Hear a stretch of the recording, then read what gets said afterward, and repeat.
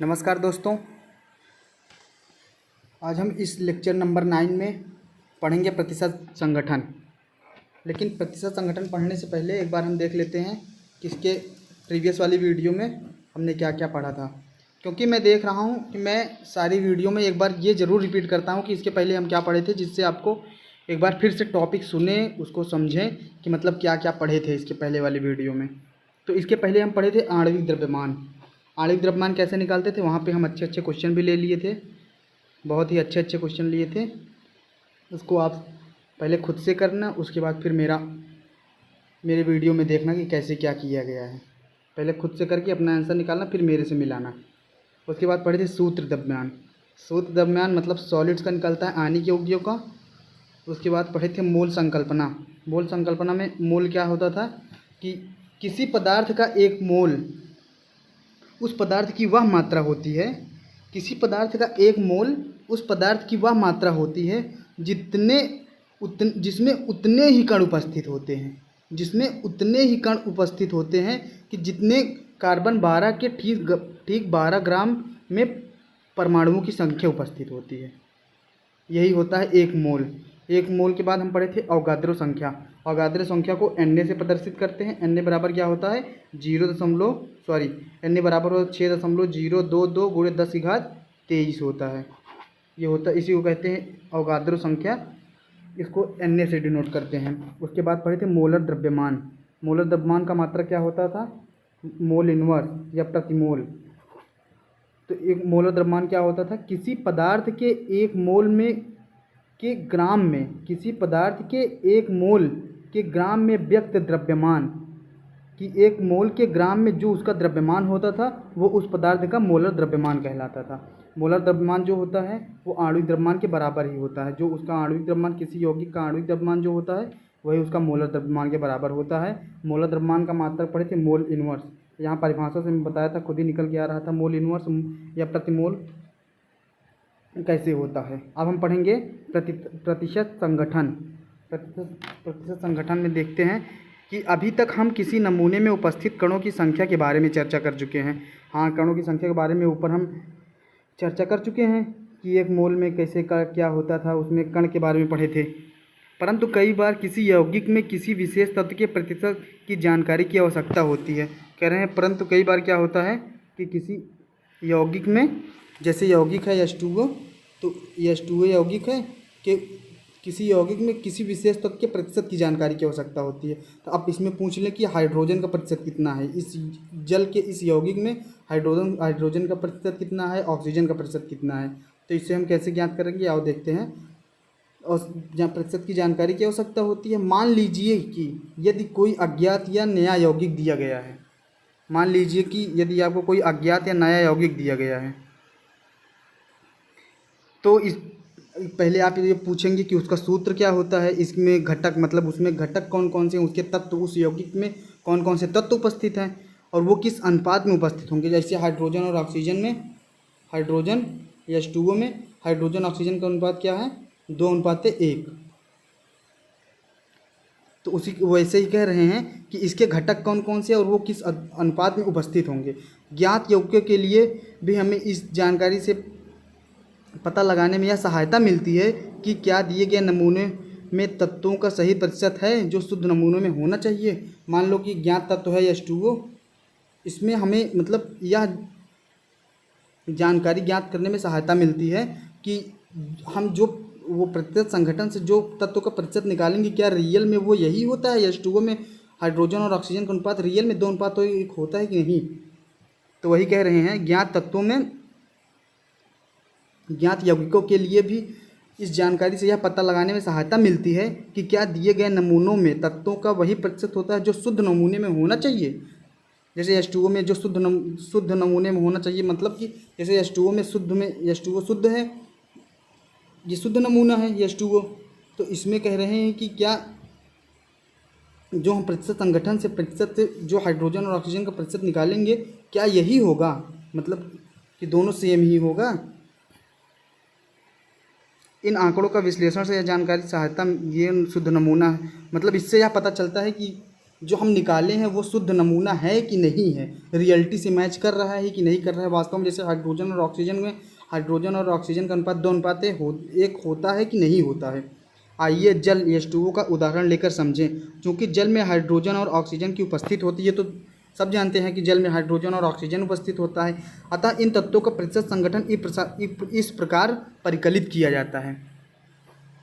किसी तत्व का द्रव्यमान प्रतिशत, अगर किसी तत्व का द्रव्य, जैसे H2O में पूछ रहे हैं H2O का द्रव्यमान प्रतिशत कितना होगा, तो क्या होता है, इसका फॉर्मूला होता है यौगिक में उस तत्व का द्रव्यमान, यौगिक में उस तत्व का द्रव्यमान गुणे 100, क्योंकि द्रव्यमान प्रतिशत पूछ रहे हैं, प्रतिशत के लिए 100 से गुणा करना पड़ता है, बटे यौगिक का मोलर द्रव्यमान। कहने का मतलब जैसे H2O है,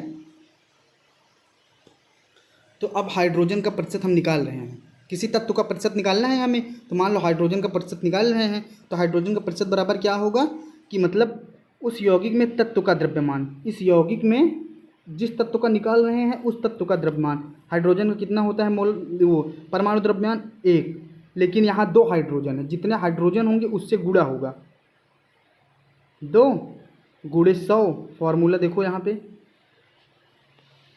ये वाला फॉर्मूला। तो उस यौगिक में उस तत्व का द्रव्यमान, जैसे हम H2O में हाइड्रोजन का निकाल रहे हैं, प्रतिशत कितना होगा, तो ये हाइड्रोजन का द्रव्यमान प्रतिशत का द्रव्यमान प्रतिशत बराबर हाइड्रोजन का परमाणु भार कितना होता है 1, लेकिन हाइड्रोजन यहाँ पे कितने हैं, हाइड्रोजन कितने परमाणु हैं 2, गुणे 2 गुणे 100 बटे यौगिक का मोलर द्रव्यमान। H2O का मोलर द्रव्यमान कितना होता है 18, 16 और हाइड्रोजन का 1 होता है, लेकिन 2 हाइड्रोजन है, 16 2 18 बटे 18। जब इसको सॉल्व करोगे कितना, क्या लिखा था मैं, 2 हाइड्रोजन गुणे 1 उसका परमाणु भार गुणे 100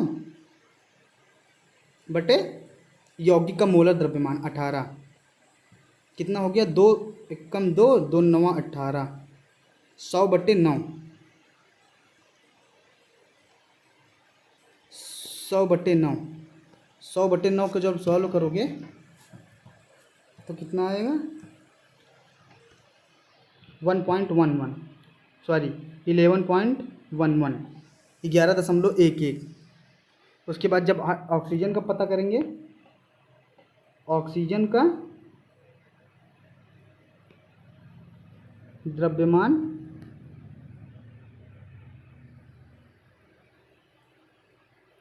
प्रतिशत बराबर, देखो लिखा उस यौगिक में उस तत्व का द्रव्यमान, ऑक्सीजन कितना होता है 16, लेकिन ऑक्सीजन 1 ही था तो 1 से गुणा करने का कोई मतलब नहीं निकलेगा, गुणे 100 बटे और यौगिक का मोलर द्रव्यमान 18, तो 2 8 16 2 9 18, कितना हुआ 800 भागे 9,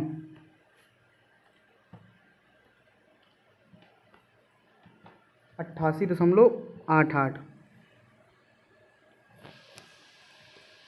कितना आएगा बराबर 88.88। तो H2O में जो ऑक्सीजन का प्रतिशत मात्रा होता है वो 88.88 होगा, और हाइड्रोजन का जो होता है वो 11.11 होगा। तो अगर दोनों को जोड़ा जाएगा, जो किसी यौगिक में जितने तत्व रहेंगे उसका जो द्रव्यमान प्रतिशत रहेगा अलग अलग, अगर पूरे को जोड़ा जाएगा तो वो 100 के बराबर होना चाहिए। तो जैसे 11.11 प्लस 88.88, ये लगभग 100 होगा, कुछ पॉइंट कम होगा क्योंकि हम पूरा हाइड्रोजन का होता है 1.008, हम 1 ही लिए हैं, तो ये लगभग 100 के बराबर आएगा। देखो 11.11 जोड़ो 11.11 और 88.88, 8 8 9 8 1 9 8 1 9 8 1 9, 99.99, मतलब 100 ही आएगा लगभग, तो ये 100 के बराबर होगा। आइए एक और उदाहरण लेके एथेनॉल में, एथेनॉल का क्या होता है, आइए एथेनॉल का देखते हैं। C2H5OH, C2H5OH में यहाँ जगह है, यहाँ देखिए C2H5OH में कार्बन, हाइड्रोजन और ऑक्सीजन का द्रव्यमान प्रतिशत हमें ज्ञात करना है। ठीक है, तो यहाँ क्या करेंगे, सबसे पहले C2H5OH का आणविक द्रव्यमान निकालेंगे। कितना होता है C2H5OH, है ना। तो कार्बन का कितना होता है 12, 2 गुणे 12 प्लस 5 1 6 हाइड्रोजन, 6 गुणे 1 प्लस 16, कितना होगा 12 दूनी 24, 36 10 40 6 46, कितना हुआ इसका मोलर द्रव्यमान कितना हुआ 46 हुआ। इसको याद करे रहना कि इथेनॉल का मोलर द्रव्यमान हम कितना निकाले थे 46 निकाले थे। तो अब इथेनॉल में हम कितना किसका कार्बन का प्रतिशत मात्रा निकालेंगे C2H5OH। इसमें क्या करेंगे कि हम पहले कार्बन का प्रतिशत द्रव्यमान निकालेंगे। तो क्या था कि यौगिक में उपस्थित उस तत्व का परमाणु द्रव्यमान कितना होता है, 2 कार्बन है तो 2 से गुणा होगा, 2 गुणे 12 गुणे 100 बटे यौगिक का मोलर द्रव्यमान कितना निकाले थे 46 निकाले थे। 12 दूनी 24, इसको काट दो, 2 1 कम 2, 23 दूनी 46, सॉरी 23 होगा, 23 दूनी 46, तो कितना आ गया 1200 भागे 23 आ गया, 1200 भागे 23। जब इसको सॉल्व करोगे तो आएगा 1200 भागे 52.17,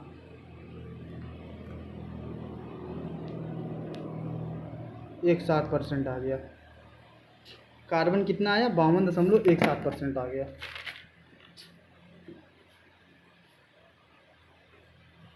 अब निकालेंगे हाइड्रोजन का।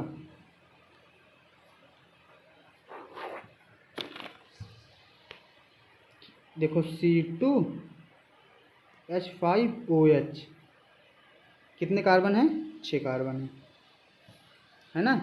तो इसमें क्या करेंगे, यौगिक में क्या था फॉर्मूला, यौगिक में उपस्थित उस तत्व का मोलर परमाणु द्रव्यमान। तो 6 कार्बन है, सॉरी 6 हाइड्रोजन है, 6 गुणे हाइड्रोजन का 1 होता है गुणे 100 बट्टे यौगिक का मोलर द्रव्यमान 46 निकाले थे।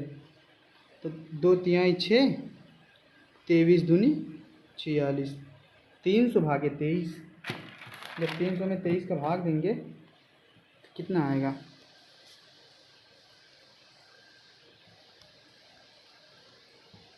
13.04 बराबर कितना आया, हाइड्रोजन का प्रतिशत द्रव्यमान आ गया। हाइड्रोजन का प्रतिशत द्रव्यमान, हाइड्रोजन का प्रतिशत द्रव्यमान कितना आ गया 13.04%। अब किसका निकालेंगे, ऑक्सीजन का। ऑक्सीजन का द्रव्यमान प्रतिशत जब निकालेंगे तो ऑक्सीजन तो C2H5OH, ऑक्सीजन एक ही है तो क्या करेंगे कि ऑक्सीजन एक से गुणा करने का कोई मतलब तो निकलेगा नहीं। तो ऑक्सीजन का परमाणु द्रव्यमान कितना था 16 गुणे 100 बटे यौगिक का मोलर द्रव्यमान 46। तो 2 8 16, 23 दूनी 46, 800 भागे 23,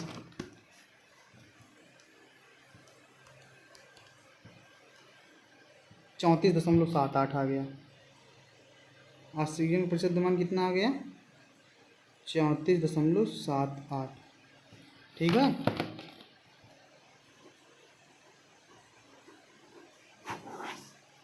तो अब तीनों को जोड़ते हैं। देखो 100 के बराबर आना चाहिए।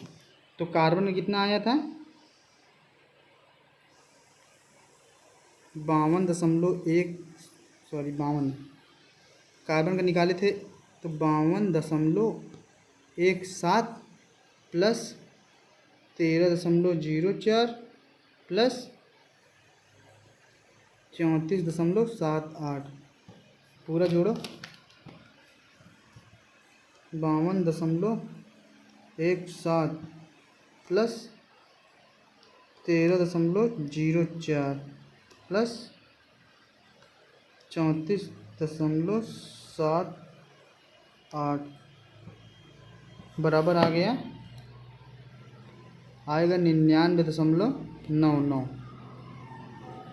लगभग 100 के बराबर आ गया। देखो तो ये 100 के बराबर होना चाहिए। ये 0.1 कम क्यों आ रहा है? क्योंकि कार्बन वो हाइड्रोजन का जो होता है उसका मोलर द्रव्यमान 1.008 होता है, तो हम 8 नहीं लिए हैं, जिससे हमारा कैलकुलेशन थोड़ा आसान हो जाए।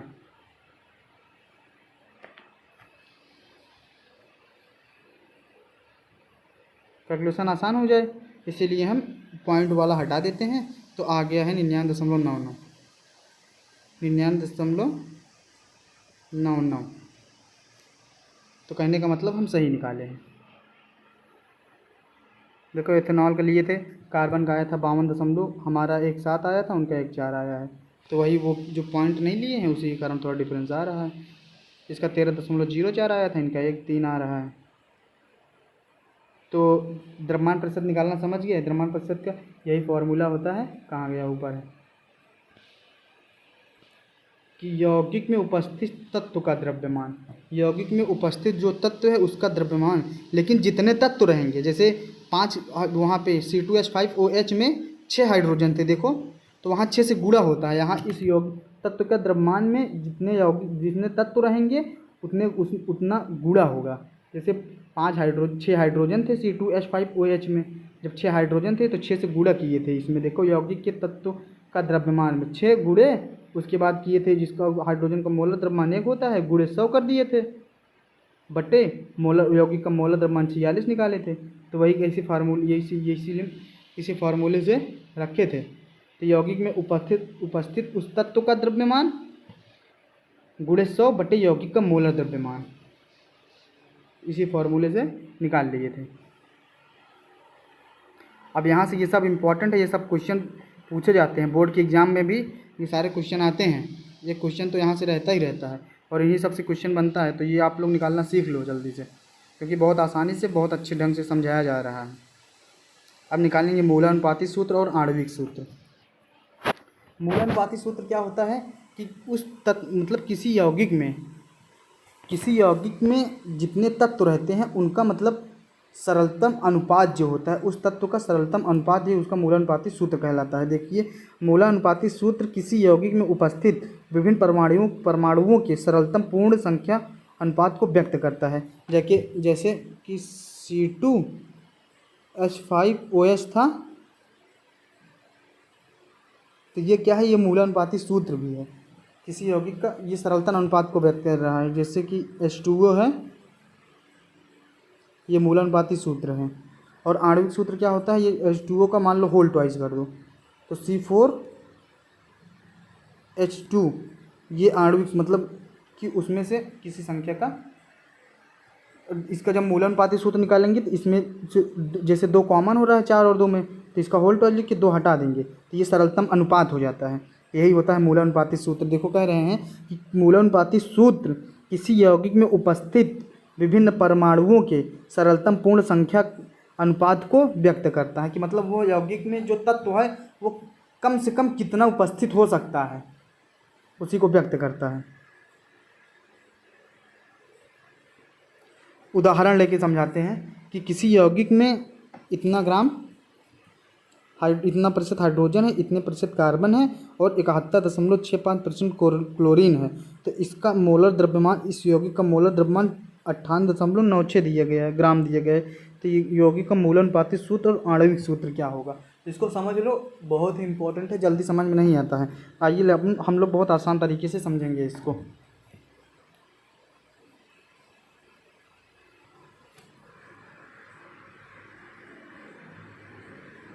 तो यौगिक में इतने ग्राम हाइड्रोजन है और इतने ग्राम कार्बन है, 71.65 ग्राम क्लोरीन है, इसका मोलर द्रव्यमान 98.96 है ग्राम है। तो यौगिक का मूलानुपाती सूत्र और आणविक सूत्र क्या होगा, इसको अपन एग्जाम्पल को करेंगे नेक्स्ट वीडियो में। आप लोग इसको एक बार फिर से दोहरा लेना, मतलब अच्छे से पढ़ लेना, ज़्यादा कुछ है नहीं, केवल यहाँ पे देखो